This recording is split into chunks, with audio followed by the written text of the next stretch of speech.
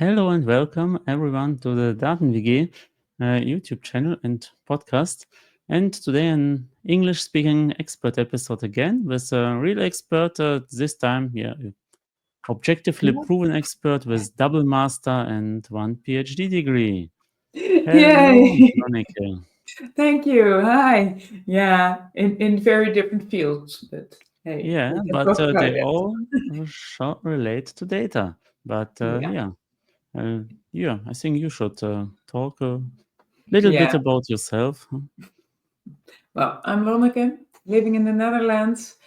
Um, been working on data visualization BI for the last, well, as a freelancer for the last 7.5 years. But my background, as you said, is quite different. I'm a human movement scientist, so I've learned about sports, about well, anatomy, physiology, everything about the body, your nerve systems, your brain. I picked apart real human brains in class. Um, and I studied organizational psychology, which is something that does Mm. come in quite handy if you're working in dashboard design. I have a PhD in medical sciences in rehabilitation. So I wrote my thesis about return to work after a hand injury, acute hand injuries. So people putting their hands in machines and missing fingers and things like that. How do we get them back to work on a more psychosocial level? So I developed a therapy for them. But after all that research, I wanted something else. I wanted to make the connection between research and well, the real world, getting out of the ivory tower.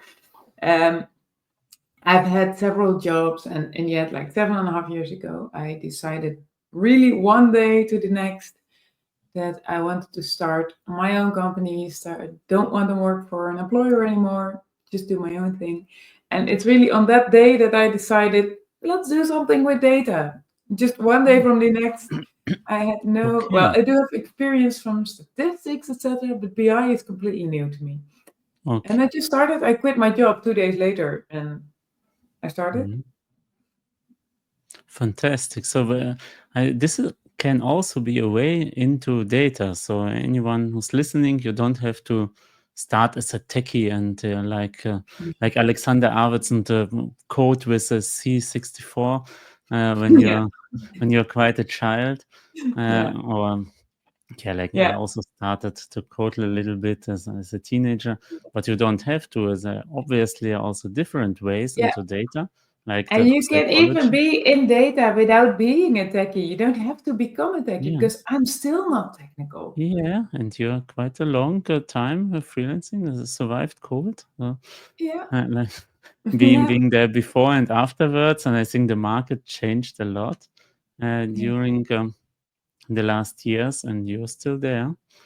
yeah, Um, yeah. And I still have happy clients because they do come back sometimes. So I think I'm doing something right. And the fun thing is, with Alexander, we know each other quite well. We speak to each other often at conferences, and it's cool because he has this technical background.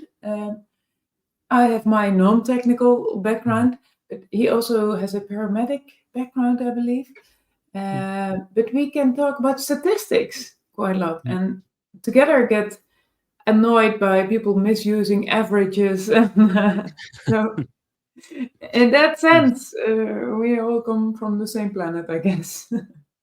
Yeah, but Yeah. what's your like the difference for you, or the main difference between the use of statistics in science? What I would expect, like very dry, very big tables and stuff, and like personal BI that is run in companies. Aha, funny. I would see that the other way around because the Oh, data in okay. companies, in science, well, there are, of course, a lot of fields in which you have big data. If you look at astronomy or something, or also in medical sciences, you have really big data. But in companies, there's also sometimes so terribly awful amounts of data available. It's also big data.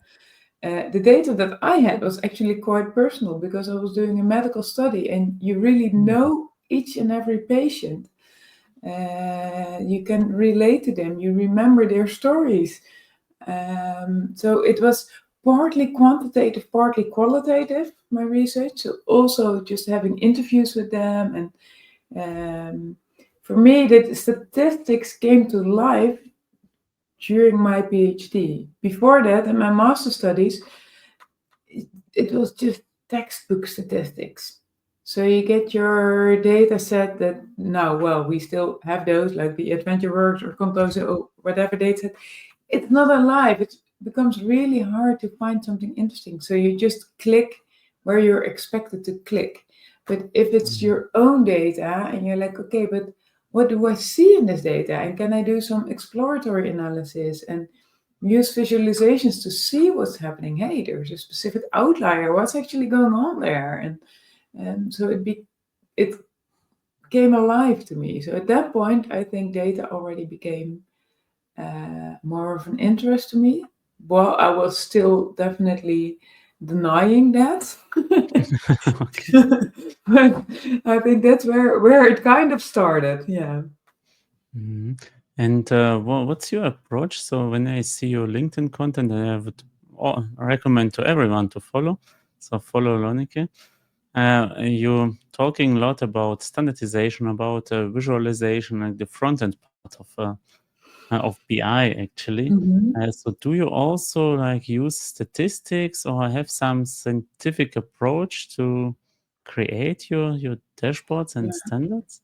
Um, well, I do read a lot about data visualization, about statistics, and then I don't mean the blog posts that everyone writes just Mm. to get views on their website, but I try to Don't use really a pie go. chart. Don't use a Yeah. pie chart. Yeah, I really try to find out why things work or do not work. So I go back to the scientific studies that have been really investigating it on a scientific way, what works and what doesn't work. Because I can have a positive experience maybe with pie chart for one client, uh, but statistics are not about these one time that something is working for you. It's about the general audience, our brain. How does the brain work, and how what visuals in most cases will do the best way of communicating data. That doesn't mean that there are no people for who a pie chart might be the best option. Statistics is the statistics that I know is about normal distribution. So yes, there are people on the outside that Mm. will love matrix tables and just having the numbers there. But most of us in the peak of our normal distribution like visualizations and clear focus in their visuals. And so yeah, I really try to incorporate those more scientific um, it's not ideas, but the theory in my Mm. visualizations. With standardization, it's one of the things that I always try to answer is how diverse or similar is my group of end users. Mm. If it's a very diverse group, that means that they will prefer different ways of looking at the data. I'm actually I've been writing an article for a long time together with a friend of mine who is an organizational. I don't really know the name, but consultant I think, but more like team processes, and we're writing an article about these different personality types. You have these color Mm. types, like are you a green person, blue, red, or yellow? Today I'm yellow. Mm. Uh, and Yellow what's is the influential yeah, influential yeah, yeah, person. and energetic and yeah. Yeah. So we're writing an article about how does the personality type of your end user influence how you should create your dashboard, how you should you visualize your data. Because a more bluish person will have different ways of understanding your visualizations than a red person. So they have different needs, different requirements for their data. And I'm even considering, could we make it flexible? Can we Mm. somehow determine, make the dashboard like, okay, it goes quite far, but are you that you would even Yeah, start with that's like a page asking your end user, are you more a red person or a blue person? mm. So and you go just to different pages, which are Okay, but differently. this would something would be the next question actually when you see, okay, that's a cool idea to have some personas up front and also like the I think it's called the disk system, right? This Yeah, four right. Yeah, four personalities. And then, but how do you get this actually? Because there's also always a risk to be like superficial or to have some yeah. cliches like marketing is always yellow and a CEO is always a red person and Red, yes. finance And is the data always blue. analysts are blue and Yeah. yeah, but that's again something about averages and normal distributions. So people tend more towards one color, and some job positions are just better suitable for certain personality types, and therefore you will see more blue persons in like financial positions and red persons in management positions. Uh, but people tend to, it is always a simplification, but um, it's not exclusive or something. You can still function uh, as a blue person in a management role, but you will have certain things that will be more of a struggle to you than someone who is naturally Mhm. already a red person and more the management type of thing. I don't think it's a bad thing to say, okay, in general, I work a lot with blue people. Mhm. So if I have a Yeah, client, obviously the I have BI this team. conflict person. Yeah, the BI team is in general very often blue, mostly blue. I have a weird combination that's not very, um, how do you say it? It's a bit of a rare combination. So I'm blue with yellow. So Mm. on one side, very precise, and on the other side, I just want to go out there and make stuff and be Yeah, that's my energy. I think I made the test several times and this it was different. Always Yeah, almost always different. So I cannot even yeah, really relate with one of the I think yeah, sometimes it was more blue, but I also got red. I also yeah, got also this blue yellow combination and yeah, even green. yeah, So it wasn't like really clear for me. Maybe it was like yeah. But the wrong isn't it? test, No, I wouldn't or go in maybe I that can. direction. Maybe for some people, these personality types are stronger. Like you're really Yeah. red or really blue, but it's like a gradient. You can be in Mm. between.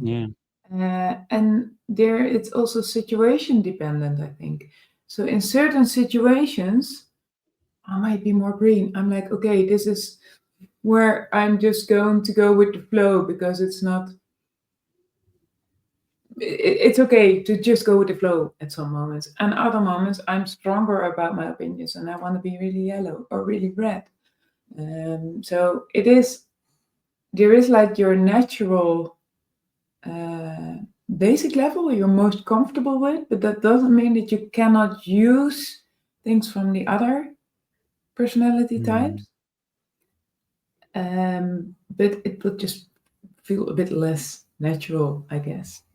Yeah, and it's good that you mentioned that it's always a gradient. It's not Yeah, like one or zero, and that's then it becomes like less offensive to have people put in yeah, boxes, and it's yeah. And of actually course, in makes the theory, they just yeah, give you the quadrant and they just say mm, you're this or you're that or you're this or you're yeah, that.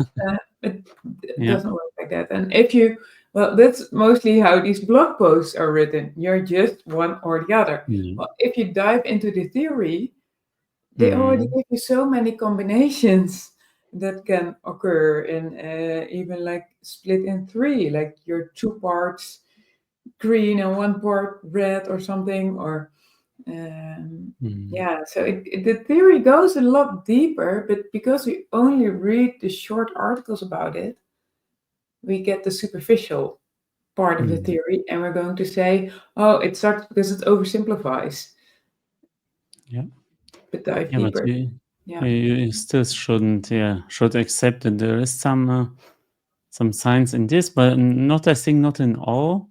Like tests like this, because I personally like this 16 personalities test. It's always also there, and but I think it's not scientific, right? It's more like a marketing approach, if you know this. I don't know. I don't know. Is that with the letters? The E No, N no, F? it's yes, yes, yeah, Yeah, yes. It's yeah. the five, 4 to 5 Introvert or letters. yeah, yeah, And but interestingly, there I got like repetitive the same type okay.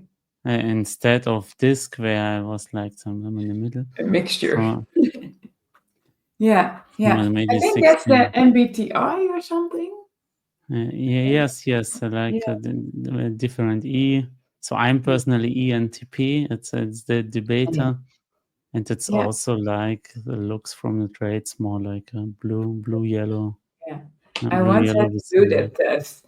Yeah. During my PhD, we had a course about, well, sort of personal development, and it was specifically for people who were considering not continuing their career in academia. So there were a lot of people who were in doubt about their entire identity because you're in a PhD and you don't want to do research. So it was an emotional course, taking several days, and we did had to do this test.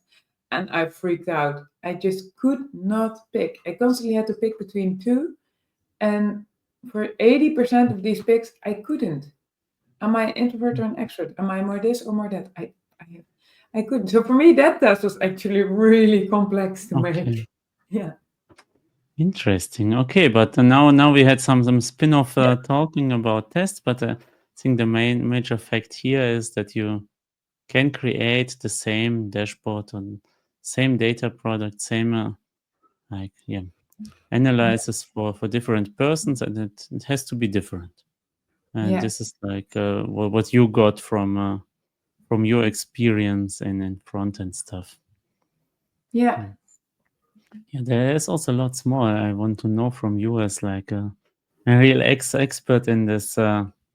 Yeah, all this dashboard and front end and design stuff. So, what do you think about yes, something like standard fatigue? I like my colleague Michael. He always says, "Oh, this IBCS, it's so boring." Okay, I understand that Yeah. dashboards should look a little bit the same and maybe in different Yeah. situations and Yeah. to be recognizable. But he always says, that's people will hate it because it's boring. Yeah. But Yeah. I love that question because I get it a lot, and I get this. I teach a lot about dashboard design, so I get to see a lot of dashboards from the participants in my course. And sometimes you see a dashboard like, okay, every graph is a different visualization. So we have a line, we have a bar, we have a column, we have a pie, we have tree map, we have whatever. And I asked them, why do you do that? Yeah, otherwise it became so boring because they're all the same. If we could make them all the bar charts, it would be boring. And like, yeah, but should the type of visualization make your dashboard interesting or the insights that you're providing? yeah, So very often what they're lacking is insight. They're just throwing out data, and to make it interesting, they use different chart types. Well, for our brain, it's so much easier if we have the same chart type over and over again because we can reuse the reading strategy. So the reading strategy is based on pre-attentive attributes. A bar chart is based on length in combination with position. They're all aligned at the same point, and we can see the length of each bar. Our brain is really good at seeing length. A pie mm, chart is based on size of the slice. I hate that sentence. Um, and we're really bad at looking at that. We're even worse at volume, about curvature, but we're not really good at size.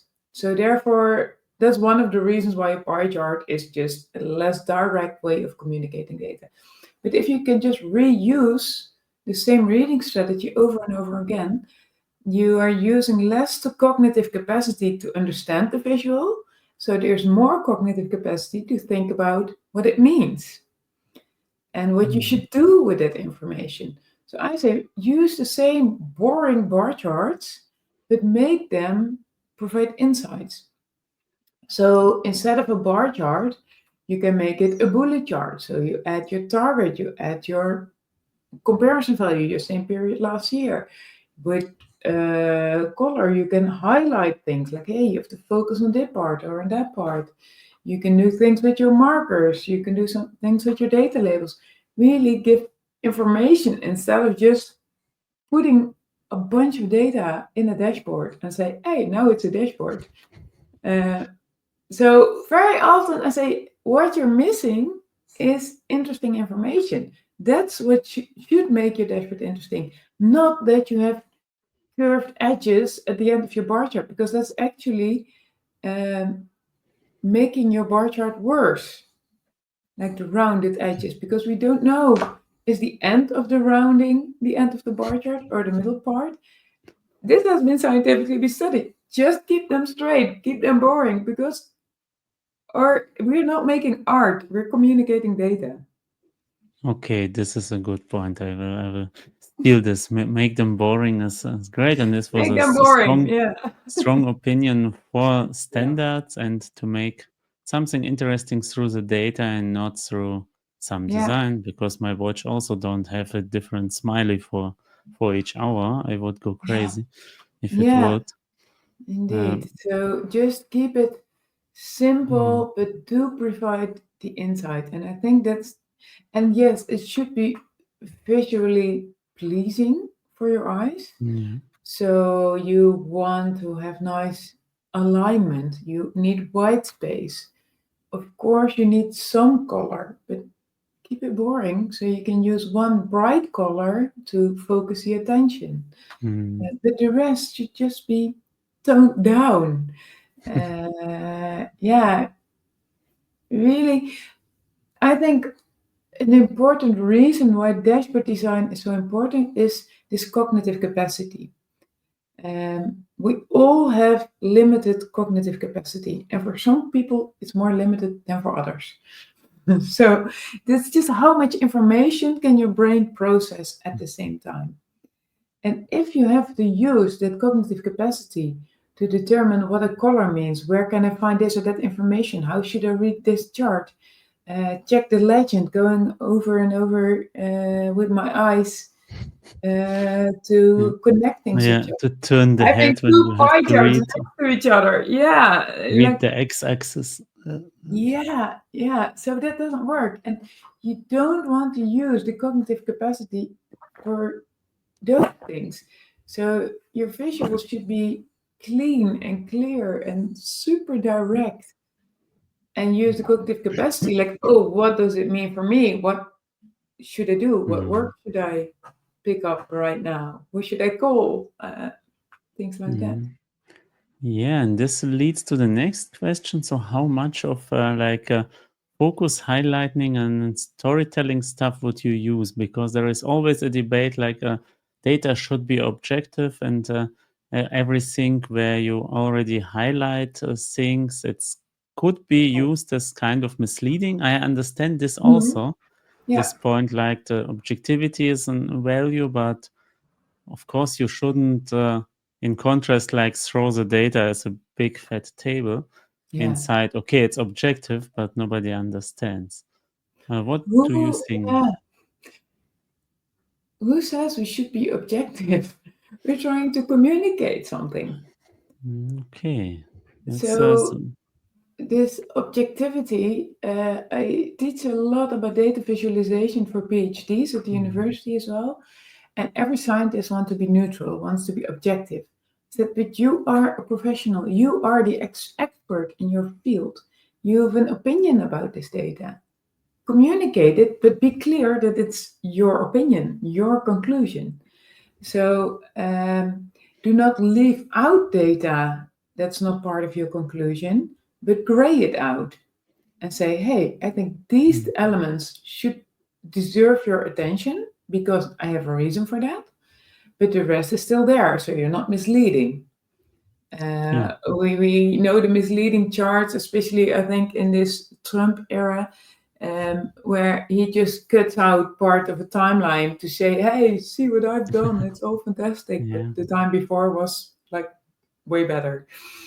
Um, so you don't want to leave things out, but any chart you decide to use has a specific focus point. A chart can never be objective. You are not objective because you're a person, and you have your view on it. So, what for you the first come to mind type of chart is, maybe you use a line chart, and for you Mm. that feels neutral, and someone else says, no, that's not neutral because blah, blah, blah. So, it's also, you still have your own um, belief system or something about charts. So Mm. every chart focuses on something else and brings another focus. If you have a bar chart, a clustered bar chart, so two bars next to each other for maybe 2 different years, and you have several for them for different categories. You could also put them in a dumbbell dot plot. So you have two markers with a connecting line. They're Mm. both perfectly fine ways of showing the data. But the bar chart or column chart is more focusing on the total number, so you have to start at zero, while the Dumbbell dot plot focuses on the difference between the two markers, and therefore you don't have to show the entire axis up to zero. If you want to focus on the difference, that might be the better option if you have high numbers with small differences, but these differences are relevant. So it's always objectivity doesn't exist, I think, Okay. in this. Yeah, So all dashboard creators are also analysts and have the yeah, responsibility to yeah, actually show if a drop from 50% to 40% yeah, is a big deal, then you maybe should highlight it. Or if it's not really the problem and normally for the season and yeah, anything else, then you just yeah. I think show. you're also talking about ethics, Mm. data ethics, analyst ethics. I don't know if there's a proper word for it. Probably there is. So because you cannot be neutral, you decide if you're zooming in on a certain issue or not. Like with a line chart, you don't have to start at zero, so you can zoom in a lot on your Mm. axis. Yeah. It's not per definition misleading, but it is if you zoom in too much and you make half a percentage different, look like the entire world collapsed or something. Mm. You Yeah, know, so but that's fantastic. So I really like the clear statements because yes, data is not its objectivity is wrong. So you shouldn't expect objectivity in data. It's always a as message, yeah, and the data moment you supports begin the message. visualizing, yeah, Mm. yeah, absolutely. Otherwise, you would just have to give raw data. That's the only way of Yeah, being neutral. yeah, and even then you can select and Yeah, like decide which data you collect and which you leave yeah, out and anything. So just to be dependable, that your results are actually backed by some data, but do not try to yeah, have the objectivity with like 4 metrics visuals and 20 slicers and yeah, leave the work yeah. to the observers. Okay, and now I have also one more question concerning this front end design, because you have your current talk is about creativity Yeah, for BI. So how creativity fits into all this game that we should reduce the cognitive load. yeah, yeah, yeah, that's cool. Um, I think creativity is searching for solutions, sometimes for common problems, sometimes for the more special problems. I'm looking for a word that I cannot find this morning. Um, it makes your own job a bit more fun. Mm. So that's important, but it doesn't always lead to super exciting, stimulating dashboards or something. It's, I mean, it's like the puzzle that makes it um, interesting. So if someone comes to me like, oh, I have this many variables that I need to show all together, and the only thing that I can think of is a matrix. We really have to use the tables because, well, our data is just table data. And I'm like, I guess not. So let's see. And then the adventure begins, the search for, hey, how can we try? How can we do this? And creativity is giving yourself space to try out maybe 10 different chart types. And sometimes, um, for some of them, you will be like, okay, this will probably not work. And indeed, it might not work. And that's fine, but it opens up your brain. It's like a brainstorm. Bring up the stupid ideas to get to better, good ideas. Mhm. So I But really think we should dare to make mistakes and try and mm, yeah. yeah, for me, creativity is yeah, always like double-sided thing in dashboard creation because there are some great examples like the warming stripes visual, for example. Mhm.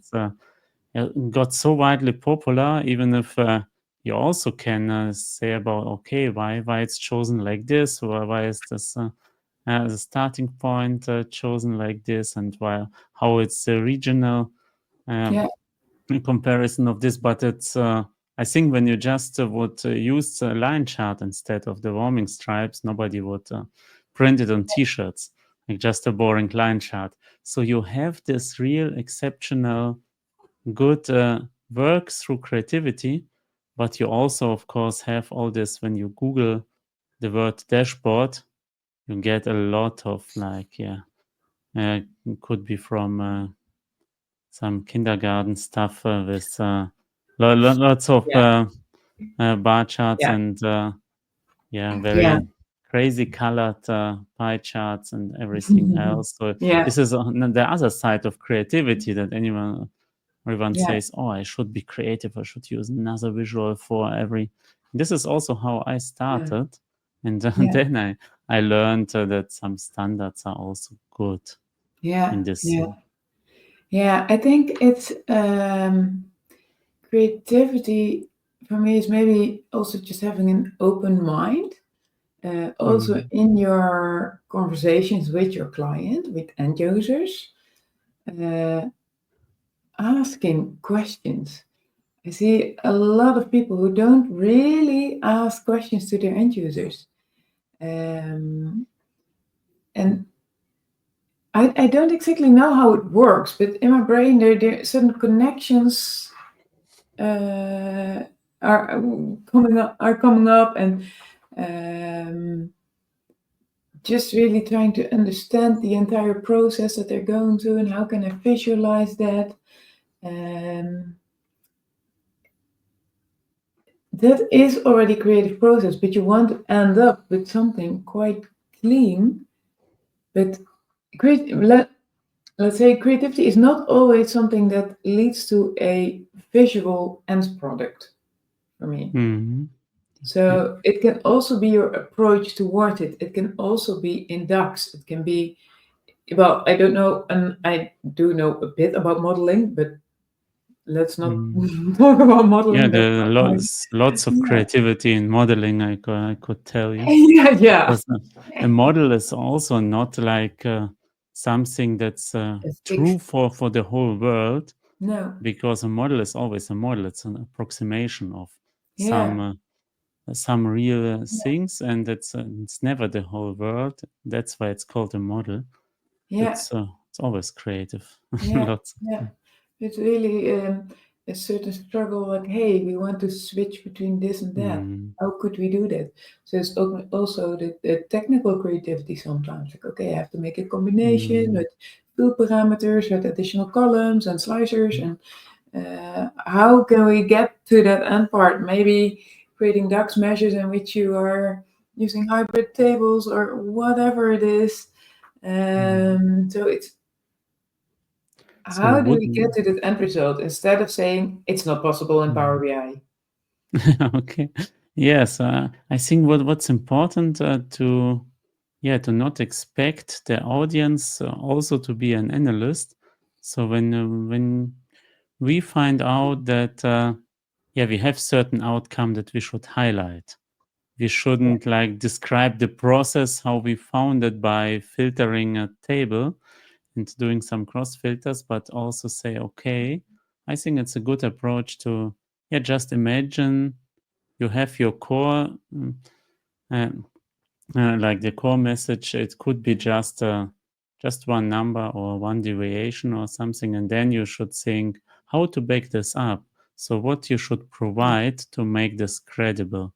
Of course, you should provide maybe a time series, maybe some yeah, categories to back this, some reasons for this, and this is how a dashboard develops. Like really like this top-down approach. And maybe there's an on a third or fourth page, it's also a table there. But when you reach the table, it's already cross-filtered yeah, in many ways. So it's if you need then the raw data, you will get used to this too. yeah, yeah, definitely.